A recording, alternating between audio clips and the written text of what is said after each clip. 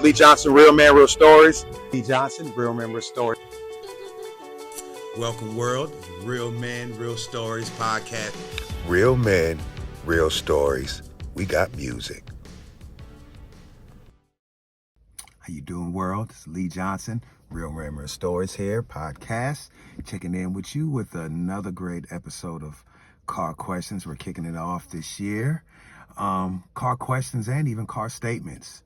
So the car question or the car statement for today is two-part questions.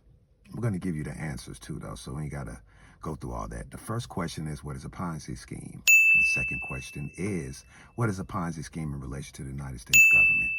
So let's break down the first question. So the first question is a Ponzi scheme. A Ponzi scheme is selling fraudulent product, information, anything to an investor, and then you pay that investor off with reselling that fraudulent product to another investor. And you keep on doing that over and over again. It may even be years that you continuously get away with this and live a certain lifestyle until everybody from the investors want their money back, and then your Ponzi scheme collapses.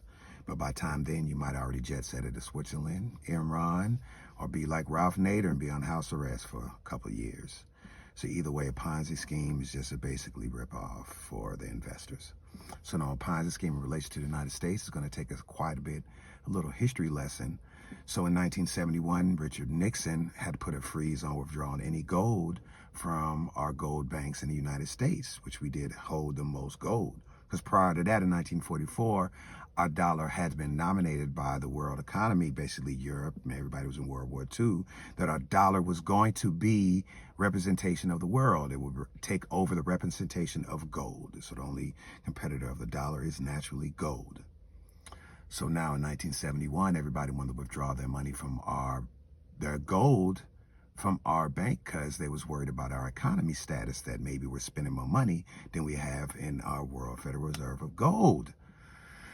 So President Nixon put a freeze on everybody withdrawing money because it was going too fast, and changed and took our dollar off the gold standard. By taking our dollar off the gold standard and all the rest of the world following it, that put us on a fiat currency system. That means it's a currency that is backed by the power of a government.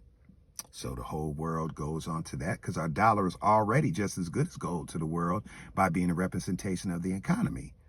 So by a dollar being representation of the economy in 1971, that means we have almost a license to print as much money as possible. So every year our economy grows and falls, interest rate rises and falls. During that, we have plenty of government shutdowns. So when we turn around, we just borrow some more money from the World Federal Reserve. The Federal Reserve sells more American bonds to foreign investors. In turn, either we still store gold, or we return and sell the bonds, or sell gold. We double down on that. We turn around and sell the gold to either a bullion bank and sell some more bonds, or we just falsify the information on how much gold we have being stored. Now, you do this over and over again, and our product, which everybody knows was the dollar, starts to lose its value because our product is the dollar, because we don't manufacture anything. We don't export anything major, you know what I'm saying, ever since 1980. So only thing that backing our dollar is our value of our economy. And the only way our economy is valued is by us spending money within our economy. So we're actually the product of the government. But the product of this government is not being shipped out to the rest of the world because the product is the citizens. So you keep doing that over and over again and keep having every government bail out, what is eventually going to happen? Bricks.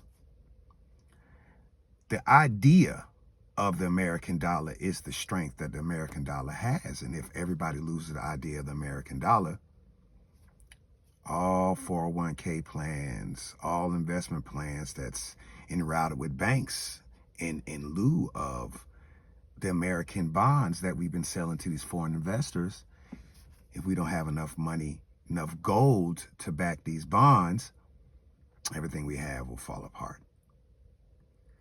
So if we're selling fraudulent economy and we keep bailing ourselves out by getting more investors, which sells more bonds to more foreign investors, and we do that over and over and over again,